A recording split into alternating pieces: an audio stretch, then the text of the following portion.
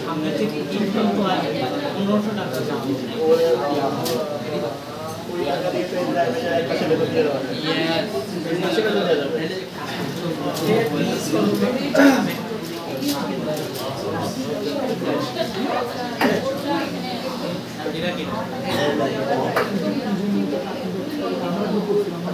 কথা বলতেছি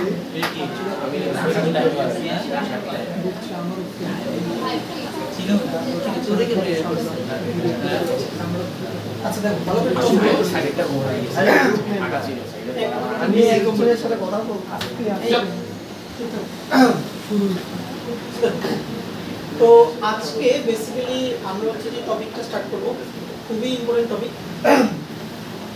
আমাদের টপিকের নাম হচ্ছে কি কোয়ান্টাম সংখ্যা ওকে সো আমরা কোয়ান্টাম সংখ্যার একদম ফর্মাল ডেফিনিশনে যাওয়ার আগে আমরা হচ্ছে যে কোয়ান্টাম সংখ্যাকে একটু ইনফর্মালি বোঝার চেষ্টা করব জিনিসটা দিয়ে কি বোঝায় আচ্ছা মনে করো এটা হচ্ছে আমাদের একটা বিল্ডিং আছে ওকে একটা বিল্ডিং এর মনে করো যে তিনটা তলা ওকে ধরো এটা হচ্ছে বিল্ডিং এর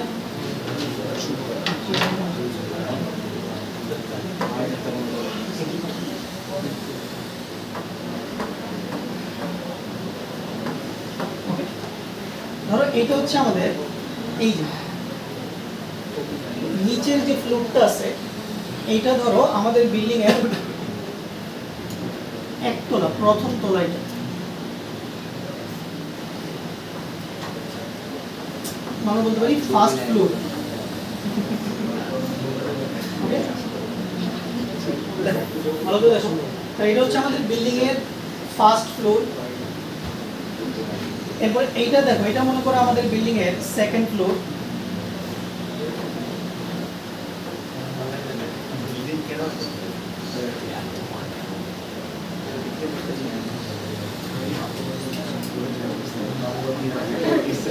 এটা হচ্ছে আমাদের মনে করো বিল্ডিং এর থার্ড ফ্লোর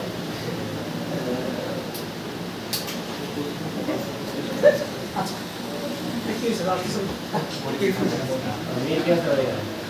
চুপ থাকো না ইম্পর্টেন্ট ক্লাস কথা বলতে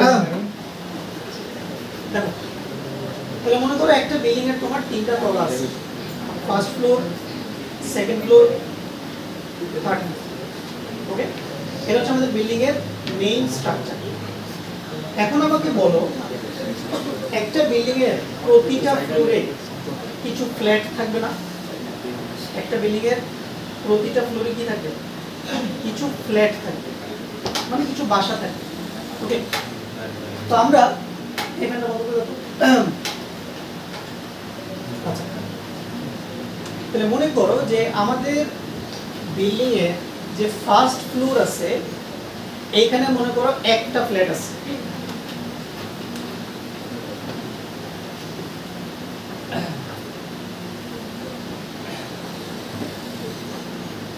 মনে করো এটা হচ্ছে আমাদের ফ্ল্যাট নাম্বার 101 ঠিক আছে ফ্ল্যাট নাম্বার 101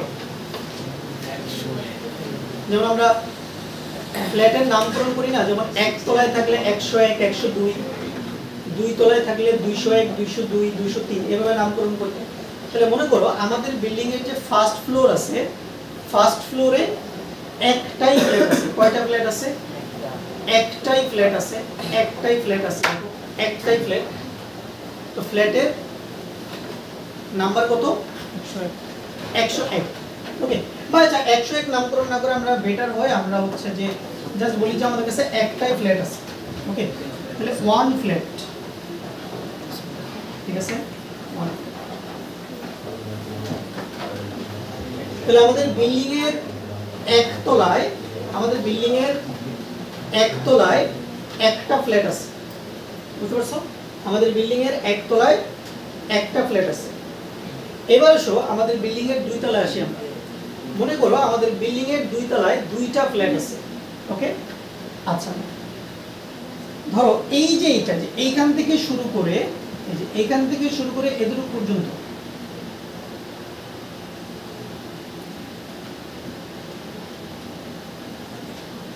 এটা মনে করো আমাদের ফ্ল্যাট নাম্বার 1, এটা হচ্ছে আমাদের ফ্ল্যাট 1।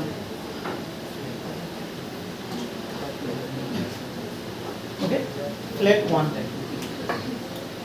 আবার ধরো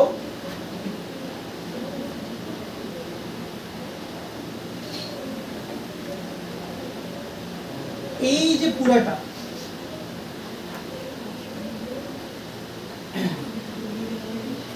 এই যে পুরাটা অর্থাৎ এই তিনটা ঘর মিলে, এই ঘর এই ঘর আর এই ঘর, এই তিনটা ঘর মিলে মনে করো আমাদের আরেকটা ফ্ল্যাট। এই তিনটা ঘর মিলে হচ্ছে আমাদের কি আরেকটা ফ্ল্যাট। ধরলাম এটা হচ্ছে আমাদের ফ্ল্যাট নাম্বার 2, ঠিক আছে। এটাকে আমরা তিনটা ঘরকে আমরা একসাথে এভাবে দেখাই যে এই তিনটা ঘর হচ্ছে আমাদের ফ্ল্যাট নাম্বার 2। এই তিনটা ঘর, এই তিনটা ঘরকে একত্রে আমরা কি বললাম ফ্ল্যাট নাম্বার 2। এটা আমাদের ফ্ল্যাট নাম্বার 2।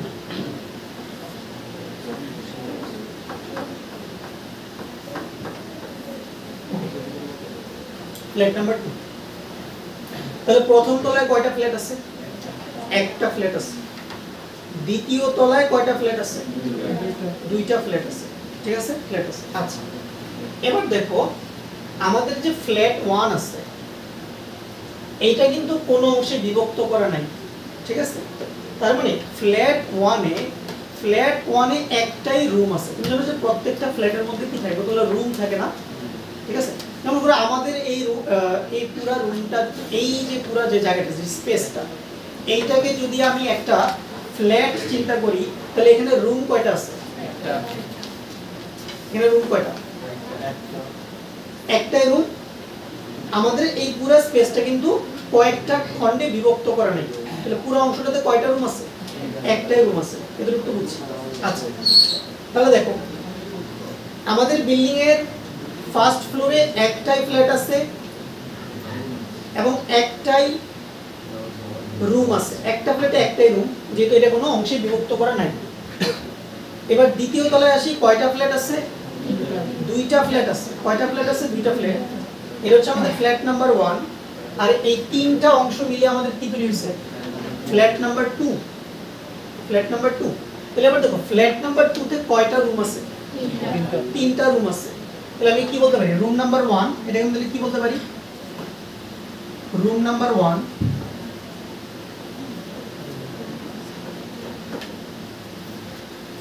এটা হচ্ছে আমাদের রুম নাম্বার 2। এটা হচ্ছে আমাদের রুম নাম্বার 3। ওকে, আচ্ছা, তাহলে বিল্ডিং এর দ্বিতীয় তলার কাহিনী গেল। এবার আসো বিল্ডিং এর 3 তলায়। এবার আসো বিল্ডিং এর 3 তলায়। আমাদের কি সমস্যা? এবার আসো বিল্ডিং এর 3 তলায়। দেখো 3 তলায় মনে করো আমাদের 3টা ফ্ল্যাট আছে। ধরো এই যে এতটুকু, মানে এই যে পুরো ঘরটা দেখতে পাচ্ছ, এই পুরো ঘরটাকে আমি বললাম ফ্ল্যাট নাম্বার 1, ঠিক আছে। এরপরে দেখো এই ঘর এই ঘর এই ঘর, এই পাশাপাশি কয়টা ঘর? 3টা ঘর। পাশাপাশি 3টা ঘর। এই পাশাপাশি 3টা ঘরকে একত্রে আমি বললাম ফ্ল্যাট নাম্বার 2। এই 3টা ঘরকে আমি বললাম flat number 2। Flat number 2।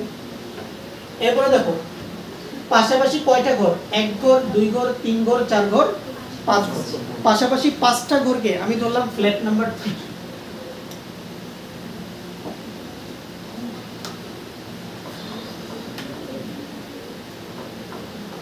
Flat number 3।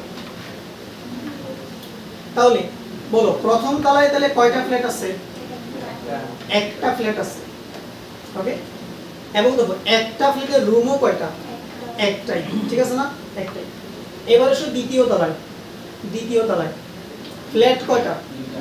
Flat 2টা। ফ্ল্যাট 1 এর রুম কয়টা? একটা। ফ্ল্যাট 2 তে রুম কয়টা? 3টা। Room number 1, room number 2, room number 3।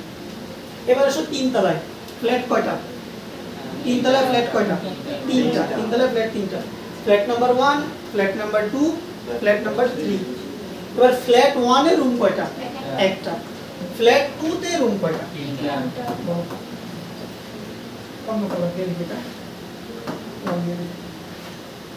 Room number 1, room number 2,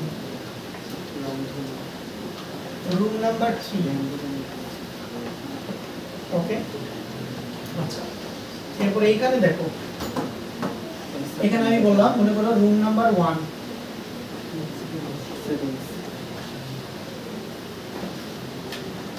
room number 2, room number 3, room number 4,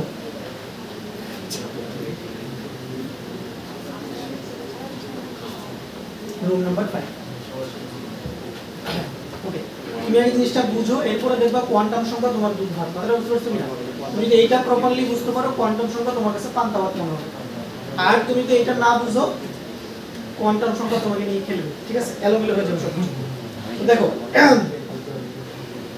তাহলে তুমি আগে পুরো স্ট্রাকচারটা বোঝার চেষ্টা করো। তাহলে আমাকে বলো, ফ্ল্যাট বিল্ডিং এর যে প্রথম তালা, তাহলে এইভাবে আমরা চিন্তা করব, floor flat room, floor flat. তাহলে আমাদের স্ট্রাকচারটা কিভাবে দাঁড় করব আমরা? সবার প্রথমে কি ফ্লোর, তারপরে কি ফ্ল্যাট, তারপরে কি রুম, ঠিক আছে? এইটাই কিন্তু তোমার বিল্ডিং এর স্ট্রাকচার। ওকে, আচ্ছা তাহলে প্রথম তলায় একটা ফ্ল্যাট আছে, ফ্ল্যাটের মধ্যে একটাই রুম। দ্বিতীয় তলায় কয়টা ফ্ল্যাট আছে? দুইটা ফ্ল্যাট আছে। প্রথম ফ্ল্যাটে একটাই রুম আছে, দ্বিতীয় ফ্ল্যাটে কয়টা রুম আছে? তিনটা রুম আছে, room number 1, room number 2, room number 3। তৃতীয় তলায় কয়টা ফ্ল্যাট আছে? তিনটা ফ্ল্যাট। প্রথম ফ্ল্যাটের রুম কয়টা? একটা। দ্বিতীয় ফ্ল্যাটের রুম কয়টা? তিনটা। তৃতীয় ফ্ল্যাটের রুম কয়টা? পাঁচটা। কথাটা বুঝতে পারছো? ওকে, আচ্ছা এখন দেখো, মনে করো একটা চোর, কথাটা বুঝতে পারছো? একটা চোর, মনে একটা চোর,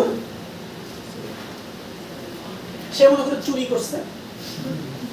তো চোর যদি ভাইয়া চুরি করে, তাইলে অবশ্যই, কথা শুনো, চোর যদি চুরি করে তাহলে অবশ্যই ওই চোরকে পুলিশ খুঁজবে, ঠিক আছে না? চোরকে অবশ্যই পুলিশ খুঁজবে। মনে করো এই বিল্ডিংটার নাম, এই পুরো বিল্ডিং এর একটা নাম আছে না? আছে, এটা কি নাম দেওয়া যায়? মানে হাসিনা ভিলা। আচ্ছা এটা নাম হচ্ছে হাসিনা ভিলা, ঠিক আছে? শুভ ভিলা, ফকির ভিলা, হাসিনা ভিলা। এই হাসিনা ভিলা এরকম কেন? এটা হচ্ছে আমাদের চোর।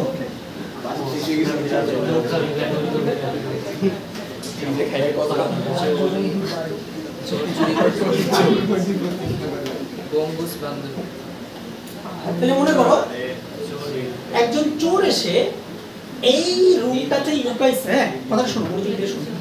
একজন চোর এসে, মনোযোগ দিয়ে শোনো, তুমি মজা লাগবে।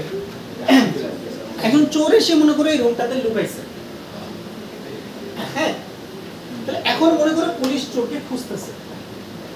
তাহলে স্বাভাবিকভাবেই চোরের এক্সাক্ট লোকেশনটা পুলিশের জানতে হবে, যে এক্স্যাক্টলি চোরটা কোথায় আছে, কোথায় স্টে করতেছে। তাহলে না পুলিশ চোরকে প্রপারলি কি ধরতে পারবে। ওকে, তাহলে মনে করো এই বিল্ডিংটার নাম হলো হাসিনা ভিলা। মনে করো সবকিছুতে আমরা হাসিনাকে নিয়ে আসতেছি এখন। তাহলে ওটা আওয়ামী লীগ। হ্যাঁ, কোনটা আওয়ামী লীগের নেতা? ওইটা আওয়ামী লীগের নেতা ওবায়দুল কাদের। আচ্ছা ধরে নাও এটা হচ্ছে আমাদের কাউয়া কাদের, ঠিক আছে? তো আমাদের কাউয়া কাদের এসে এই রুম নাম্বার 5 এ মনে করে লুকাইছে। আমি পুলিশ কাউয়া কাদের খুঁজতেছি। আচ্ছা ঠিক আছে, এখন পুলিশের কি কি তথ্য জানতে হবে কাউয়া কাদেরকে খুঁজে পাওয়ার জন্য? আমরা বলবেন প্রথমত জানতে হবে এই কাউয়া কাদের কয় তলায় আছে বিল্ডিং এর, নাম্বার 1 এটা জানতে হবে।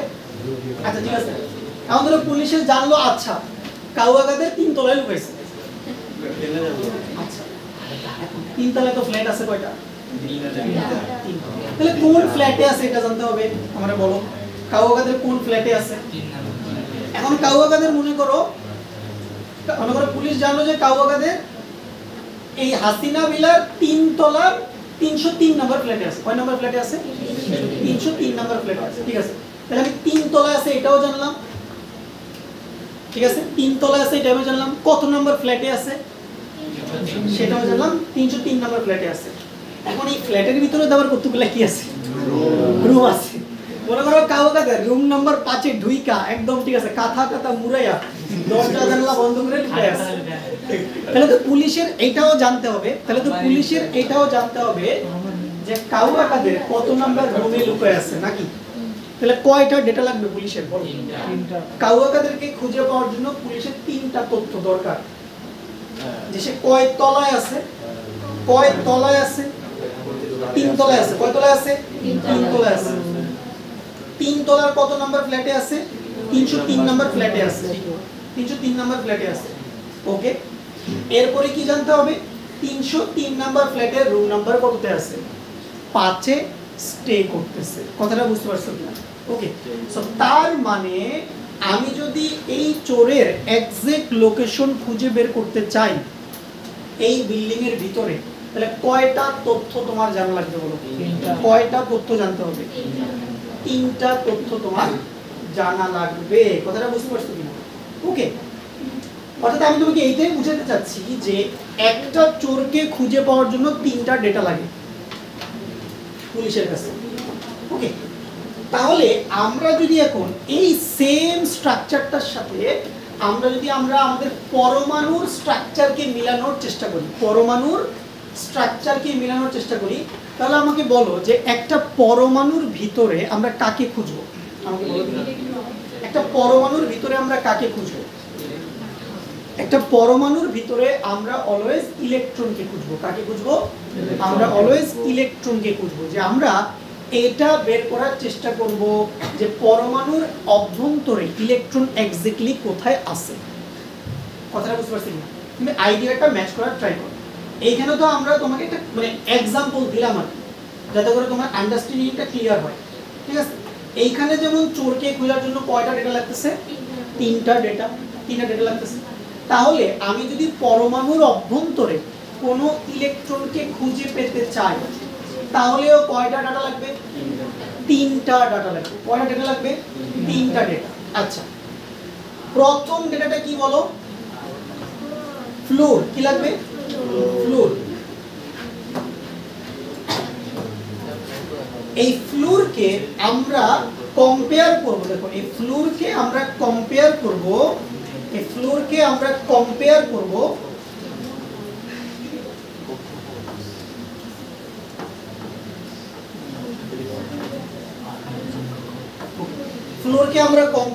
কার সাথে? ভালো করে শুনো। ফ্লোরকে আমরা কম্পেয়ার করব কার সাথে? শক্তি স্তরের সাথে। কার সাথে? শক্তি স্তরের সাথে। তাহলে এইখানে তুমি যাকে ফ্লোর বলবা, এইখানে তুমি যাকে এই উদাহরণে তুমি যাকে ফ্লোর বলতেছো, পরমাণুর বেলায় তুমি তাকে কি বলবা? শক্তি স্তর বলবা। পরমাণুর বেলায় তুমি কি বলবা? শক্তি স্তর বলবা। বুঝতে পারছো বিষয়টা? ওকে, আচ্ছা, ফ্লোরের কাহিনী গেল। এবার আসো ফ্ল্যাট।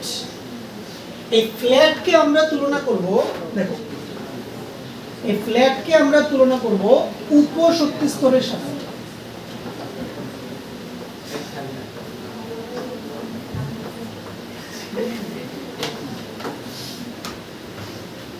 এই ফ্ল্যাটকে আমরা তুলনা করব কার সাথে? উপশক্তি স্তরের সাথে। আর এই রুমকে আমরা, দেখো এই রুমকে আমরা কম্পেয়ার করব অরবিটালের সাথে।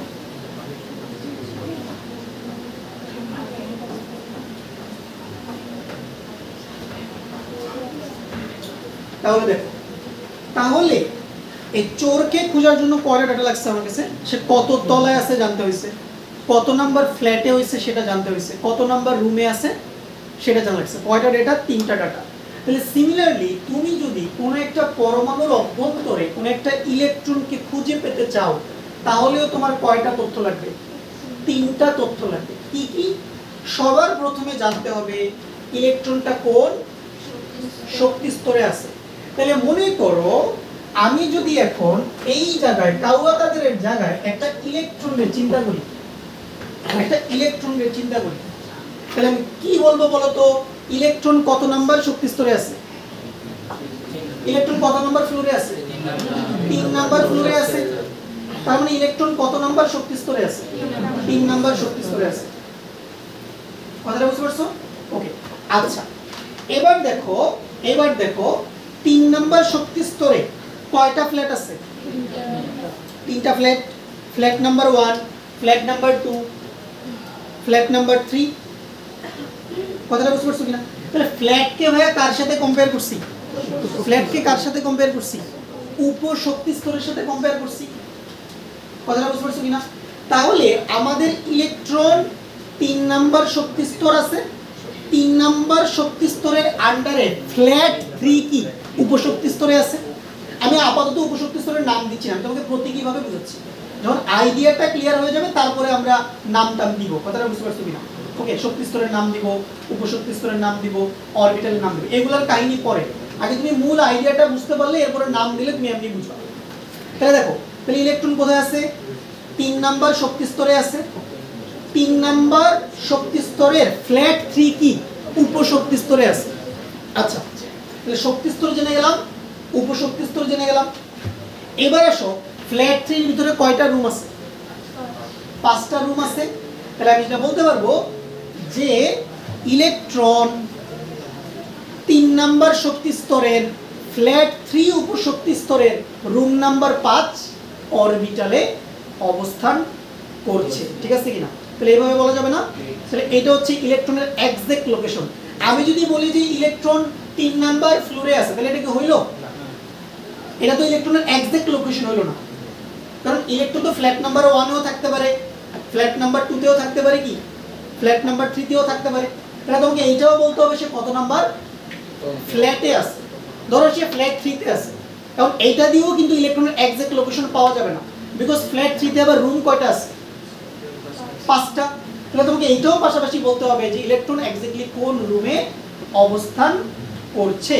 তাহলে বেসিক্যালি আমরা যে আইডিয়াটা ডেভেলপ করার চেষ্টা করলাম যে একটা পরমাণুর অভ্যন্তরে ইলেকট্রনকে খুঁজে পাওয়ার জন্য তোমার কয়টা ডেটা লাগবে বলো? 3টা ডেটা। একটা হলো কি, আগে এটা জানতে হবে যে ইলেকট্রন কোন শক্তি স্তরে আছে, এরপরে আমার কি জানতে হবে? ইলেকট্রন কোন উপশক্তি স্তরে আছে। এরপরে আমার কি জানতে হবে?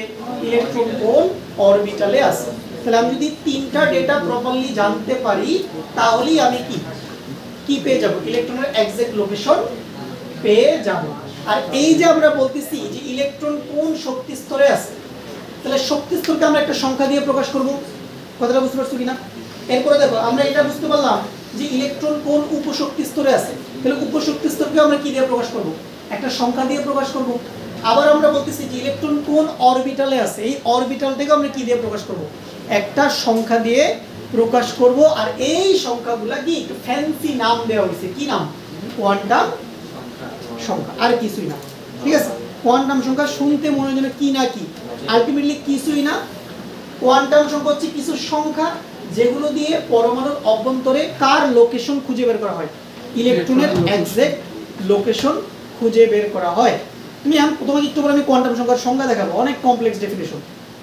ঠিক আছে, বা সোজা বাংলায় যদি বলি যে ইলেকট্রনকে খুঁজে পাওয়ার জন্য যে আইডেন্টিফিকেশন নাম্বারগুলো দরকার হবে সেগুলোকে আমরা কি বলবো? কোয়ান্টাম সংখ্যা।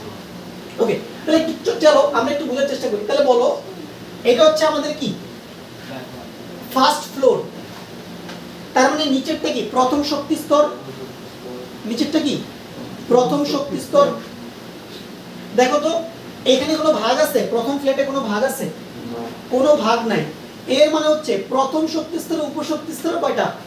একটাই। উপশক্তি স্তরে কয়টা? একটা। ওকে, আবার দেখো প্রথম শক্তি স্তরে অরবিটালও কয়টা? একটাই, কারণ এখানে কোনো ডিভাইডেশন নাই। ওকে, এবার তুমি সেকেন্ড ফ্লোরে আসো। তাহলে কত নাম্বার শক্তি স্তর এটা? 2 নাম্বার শক্তি স্তর। কয়টা ফ্ল্যাট আছে?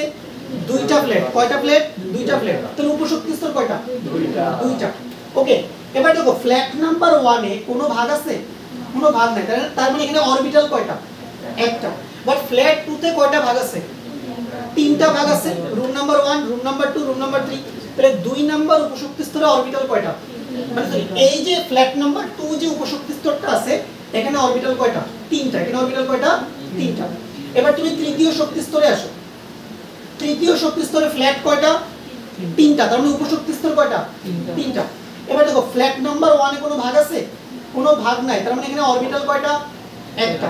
ফ্ল্যাট নাম্বার 2 তে কয়টা ভাগ? কয়টা রুম? তিনটা রুম। তার মানে অরবিটাল কয়টা? তিনটা।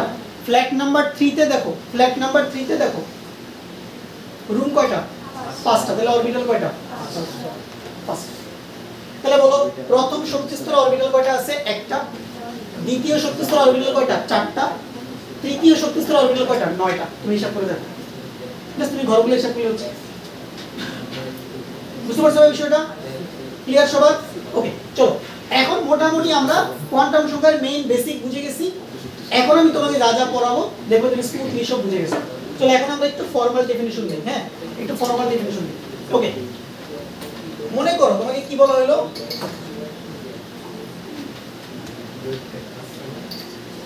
দেখো এই পৃথিবীতে কোনো ব্যক্তিকে খুঁজে পেতে হলে কয়টি তথ্য দরকার? আমাকে বলো, কয়টা তথ্য দরকার? চারটা তথ্য দরকার। নাম্বার 1, ব্যক্তিটা কোন দেশে বসবাস করে, এটা জানতে হবে। ওকে, তুমি কোথায় বসবাস করো? বাংলাদেশে বসবাস করো। ঠিক আছে, বাংলাদেশে তুমি বসবাস করো। আচ্ছা, তাহলে এই যে আমি দেশের কথা বলতেছি, দেখো এই দেশকে তুমি কার সাথে কম্পেয়ার করবা?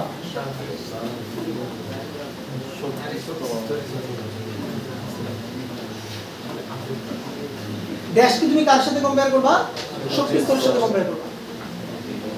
আগে তুমি যে ফ্লোরকে শক্তি স্তরের সাথে কম্পেয়ার করছো, এখানে তুমি দেশকে শক্তি স্তরের সাথে কম্পেয়ার করো। ওকে, আই থিংক এইটার एग्जांपल থেকে আগের एग्जांपलটা বেশি ইজিয়ার, ফ্লোর দিয়ে বোঝাটা বেশি ইজিয়ার। ঠিক আছে, ওকে, এক একজন এক এক एग्जांपल দেয়, কিন্তু আমি তোমাকে দুইটাই দেখাই দেব। এবার 2 নাম্বার কি? ব্যক্তি কি ওই দেশের কোন শহরে বসবাস করে? তুমি কোন শহরে বসবাস করতেছো ভাই? চট্টগ্রাম।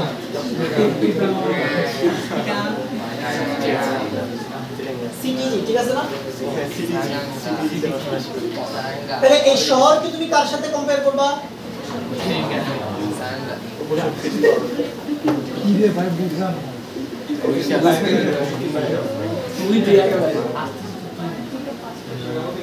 শহরকে তুমি কার সাথে কম্পেয়ার করবা? উপশক্তি স্তরের সাথে। নেক্সট কি জানতে হবে বলো? কত নাম্বার রাস্তায় তুমি বসবাস করো? সেলর্স কলোনি 2 রোড। তুমি থাকো কোথায়? বাংলাদেশে। কোন শহরে থাকো? চট্টগ্রামে। ঠিক আছে, চট্টগ্রামের কোন রোড? সেলর্স colony 2 road. তাহলে কত নাম্বার রাস্তায় বসবাস করে? ওকে, রাস্তা। তাহলে এই রাস্তাকে আমরা চিন্তা করব অরবিটাল হিসেবে।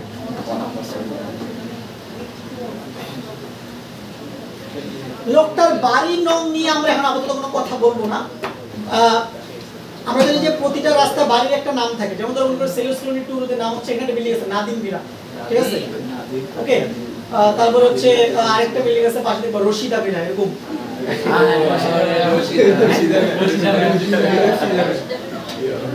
ওকে, তাহলে দেখো, তাহলে প্রথমে কি জানলাম? কোন দেশে বসবাস করে। দেখো কোন দেশে বসবাস করে, তাহলে দেশ দিয়ে কি বোঝায়? শক্তি স্তর। ওই দেশের কোন শহরে তুমি বসবাস করো কি বোঝায়? উপশক্তি স্তর। ওই শহরের কোন রাস্তায় তুমি বসবাস করো সেটা দিয়ে কি বোঝায়? অরবিটাল। বাড়ি নং নিয়ে তোমার আপাতত কোনো কাজ করতে হবে না, বাড়ি নং নিয়ে আমরা পরে আলাদা কাহিনী আছে তখন কথা বলবো। তাহলে একই রকম ভাবে কোন পরমাণুতে ইলেকট্রনকে খুঁজে পেতে 4টি আইডেন্টিফিকেশন নাম্বার দরকার পড়ে। এই সংখ্যাগুলো কি বলা হয়? কোয়ান্টাম সংখ্যা। কথাটা বুঝতে পারছো না? দেখো আমি কয়টা কোয়ান্টাম সংখ্যার কথা বলছি? আমি কিন্তু 3টার কথা বলছি। মজার ব্যাপার বলি, এক্স্যাক্টলি লাগে কিন্তু 3টাই। 4 নম্বরে যে কোয়ান্টাম সংখ্যাটা আছে এটার আলোচনা একটু ডিফারেন্ট। তুমি আপাতত 3টা কোয়ান্টাম সংখ্যা নিয়ে কথা বলবা। কয়টা নিয়ে কথা বলবা? কি কি? শক্তি স্তর, উপশক্তি স্তর, অরবিটাল। 4 নম্বর কোয়ান্টাম সংখ্যা নিয়ে আমরা পরে আলাদা আলোচনা করব। প্রথম 3টার সাথে 4 নম্বর কোয়ান্টাম সংখ্যার কোনো কানেকশন নেই, ওইটার আলোচনা সম্পূর্ণ ডিফারেন্ট। এজন্য তোমার 4 নম্বর কোয়ান্টাম সংখ্যা নিয়ে এখন কোনো প্যারা নেওয়ার দরকার নেই। তুমি প্রথম 3টার উপরে ফোকাস করো। কি কি বলো? শক্তি স্তর, উপশক্তি স্তর আর কি? অরবিটাল। ওকে, আচ্ছা, তাহলে এতটুকু আমাদের ক্লিয়ার। তো এবার আমি কোয়ান্টাম সংখ্যার সংজ্ঞা দিই। দেখো কি বিশাল বড় সংখ্যা। কি বলছে? কোয়ান্টাম সংখ্যা। কোয়ান্টাম বলবিদ্যা অনুসারে। কোয়ান্টাম বলবিদ্যা আবার কি জিনিস দেখো, তুমি যেটা মনে রাখবা যে কোয়ান্টাম বলবিদ্যা হলো আমাদের সায়েন্সের এমন একটা শাখা যেখানে মূলত আলোচনা করা হয় ছোট ছোট কণা নিয়ে। যেমন ধরো ইলেকট্রন, প্রোটন, নিউট্রন, এই কণাগুলো নিয়ে আলোচনা হবে কোথায়? কোয়ান্টাম বলবিদ্যায়। এবং এখানে মূলত এই কণাগুলোর তরঙ্গ ধর্ম নিয়ে আলোচনা করা হয়। কি নিয়ে আলোচনা করা হয়? তরঙ্গ ধর্ম। কথাটা বুঝতে পারছো কিনা? তাহলে যখনই তুমি কোয়ান্টাম বলবিদ্যা শব্দটা শুনবা তখনই তুমি মাথার মধ্যে সেট করে নিবা যে এইখানে ইলেকট্রনের তরঙ্গ ধর্ম নিয়ে কি আলোচনা করা হয়েছে। তাহলে কোয়ান্টাম বলবিদ্যা অনুযায়ী ইলেকট্রন কি একটা ত্রিমাত্রিক তরঙ্গ। কি ইলেকট্রন? ত্রিমাত্রিক তরঙ্গ। আচ্ছা, কি বলছে দেখো, কোয়ান্টাম বলবিদ্যা অনুসারে পরমাণুর ইলেকট্রনের কক্ষপথ বা শক্তি স্তরের আকার, এখানে প্রথম ওয়ার্ডটা দেখো,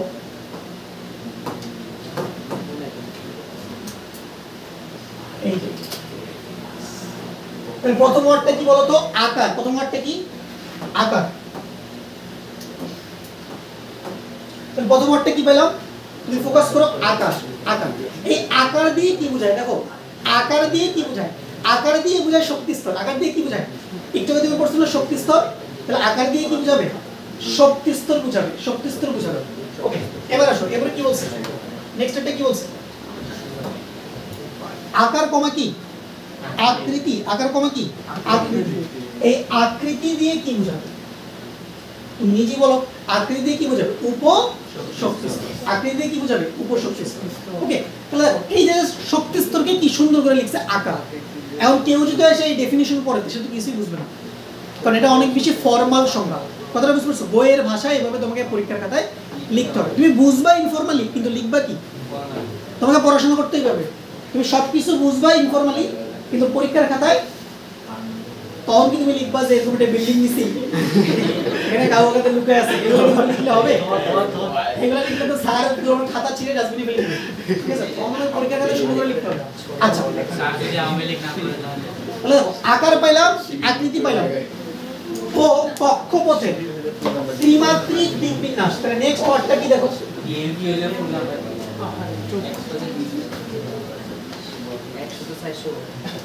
দেখো, এই যে ত্রিমাত্রিক দিকবিন্যাস।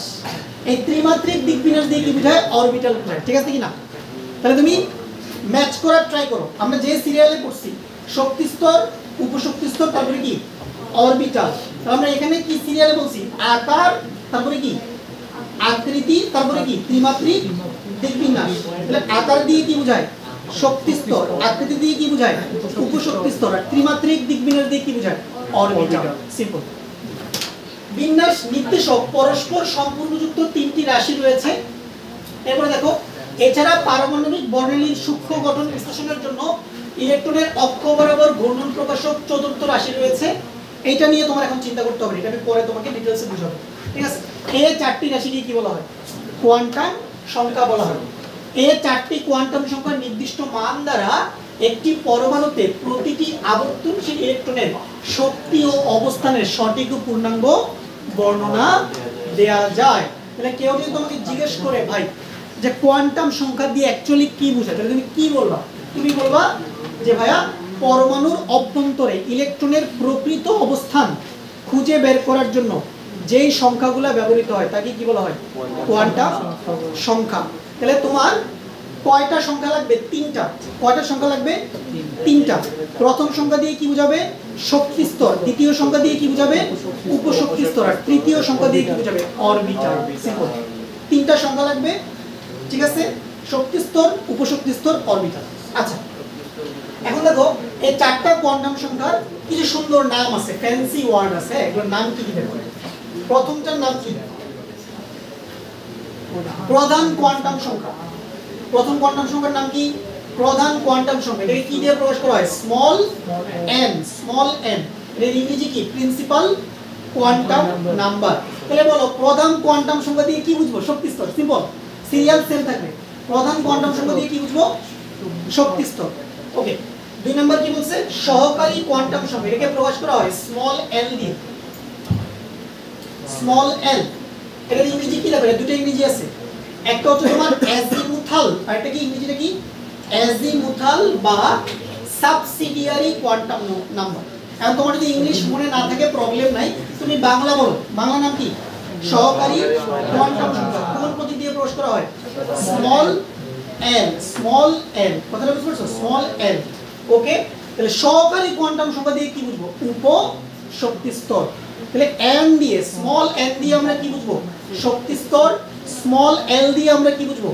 উপ শক্তি স্তর। ওকে, 3 নাম্বার হচ্ছে চুম্বকীয় কোয়ান্টাম সংখ্যা। এটাকে প্রকাশ করা হয় কি দিয়ে? স্মল এম দিয়ে। এটাকে বলে ম্যাগনেটিক কোয়ান্টাম নাম্বার। এটা দিয়ে আমরা কি বুঝবো? অরবিটাল। এটা দিয়ে আমরা কি বুঝবো? অরবিটাল। অরবিটাল। তাহলে কি কি গেল দেখো, শক্তি স্তর গেল, উপশক্তি স্তর গেল, অরবিটাল গেল। আর 4 নাম্বারটা একটা স্পেশাল কোয়ান্টাম নাম্বার। এটা হচ্ছে তোমার ঘূর্ণন কোয়ান্টাম সংখ্যা। উপরের তিনটার সাথে এটার কোনো কানেকশন নাই। কথাটা বুঝতে পারছো? এটা সম্পূর্ণ একটা ইউনিক কোয়ান্টাম নাম্বার। এটার আলোচনা পরে হবে। তাহলে এই হচ্ছে আমাদের 4টা কোয়ান্টাম সংখ্যার শ্রেণীবিভাগ। তো ঠিক আছে, আজকে তোমাদের এতটুকু থাক। ডিটেইলস আলোচনা আজকে করানো পসিবল না। আগামী ক্লাসে আমরা প্রত্যেকটা কোয়ান্টাম সংখ্যা নিয়ে একটু ডিটেইলস আলোচনা করব।